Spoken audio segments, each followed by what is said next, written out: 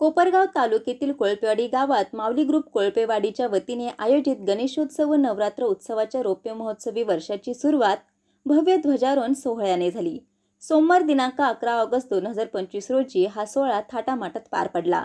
सोहळ्याचे प्रमुख अतिथी महंत गोवर्धन गिरीजी महाराज यांनी प्रथम ध्वजपूजन करून धार्मिक विधी पूर्ण केले। त्यानंतर डीजेच्या गजरात वाजत गाजत आणि ढोल ताशांच्या गडगडाटात ध्वजारोहण करण्यात आले।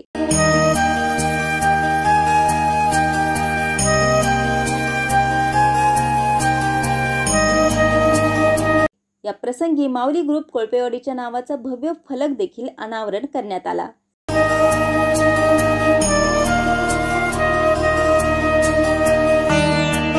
ध्वजारोहण सोहळ्यात माऊली ग्रुपच्या ज्येष्ठ सदस्यांसह तरुण मंडळाचे कार्यकर्ते, पदाधिकारी आणि ग्रामस्थ मोठ्या संख्येने उपस्थित होते।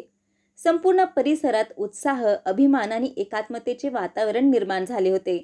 उपस्थितांच्या चेहऱ्यावर आनंद आणि उत्सवी जल्लोषाची स्पष्ट झलक दिसत होती। यावेळी महंत गोवर्धन गिरी महाराजांनी नवरात्र उत्सवाच्या आकर्षक कार्यक्रमाची रूपरेषा जाहीर केली। त्यानुसार माऊली ग्रुपतर्फे गोपाळ महाराज शास्त्री यांच्या मुखातून 7 दिवसांची शिवमहापुराण कथामाला रंगणार आहे। तसेच सामाजिक बांधिलकी जपत दरवर्षीप्रमाणे याही वर्षी एका गरीब कुटुंबातील जोडप्याचा विनामूल्य सामूहिक विवाह सोहळा आयोजित करण्यात येणार आहे। त्या जोडप्याला जीवनावश्यक वस्तूंचा संचही भेट दिला जाणार असून इच्छुकांनी लवकरात लवकर माऊली ग्रुपकडे नावनोंदणी करण्याचे आवाहन महाराजांनी केले। कार्यक्रमाच्या शेवटी माऊली ग्रुपतर्फे महंत गोवर्धनगिरी महाराजांचा मानपत्र, शाल, श्रीफळ आणि पुष्पहार देऊन सत्कार करण्यात आला।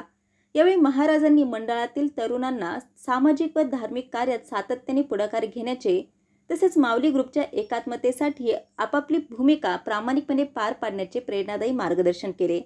संवाद महाराष्ट्रासाठी रवी वाघडकर, कोपरगाव। ब्रह्मा गुरु विष्णू गुरुर्देव महेश्वरा गुरु साक्षात परब्रह्म तस्मै श्री गुरवे नमः।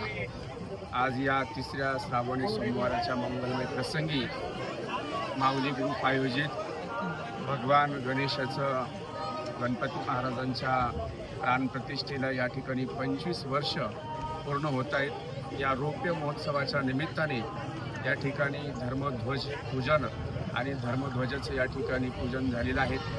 असं म्हटलं जातं, धर्माचा ध्वज ज्या ज्या दिशेने फडकतो त्या त्या दिशेचं सगळं पाप त्या ठिकाणी नष्ट होतं। म्हणून तर ज्ञानोबरायांना म्हणावंसं वाटलं की पाहे पा ध्वजेची चिरगुट, राया जतन करिता कष्ट, तैसा मी एक पतित तुझा मुद्रांकित।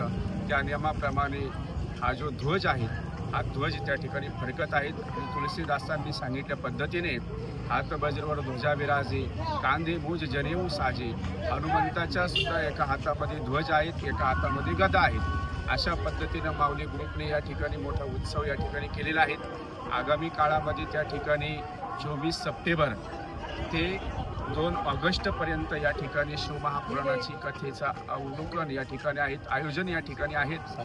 त्या ठिकाणी 2 ऑगस्टला कथेची समाप्ती होणार आहे आणि आदरणीय हरिभक्तपरायण देवगोपाल महाराज शास्त्री यांच्या मुखातून शिवमहापुराण कथाही त्यावेळी या ठिकाणी आहेत। तरी समस्त ग्रामस्थांनी आणि विशेष म्हणजे ह्या सामाजिक उपक्रम म्हणून या कथेमध्ये दरवर्षी माऊली ग्रुप आयोजित 1 विवाह किंवा 2 विवाह विनामूल्य त्या ठिकाणी लावले जातात। आणि म्हणून ज्यांना कोणाला गरीब असेल, ज्यांना कोणाला इच्छा असेल त्या सर्वांनी माऊली ग्रुपकडे त्या ठिकाणी आपला संपर्क करायचा आहे, नोंदणी त्या ठिकाणी करायची आहे। त्यांना जीवन आवश्यक अशा सगळ्या वस्तू त्या ठिकाणी दिल्या जातील, त्यांचं विनामूल्य त्या ठिकाणी विवाह लावल्या जाईल। आणि म्हणून शिवमहापुराण कथेमध्ये त्या ठिकाणी विवाह आहेत, म्हणजे सामाजिक बांधिलकी सुद्धा ह्या ग्रुपने या ठिकाणी जपलेली आहे।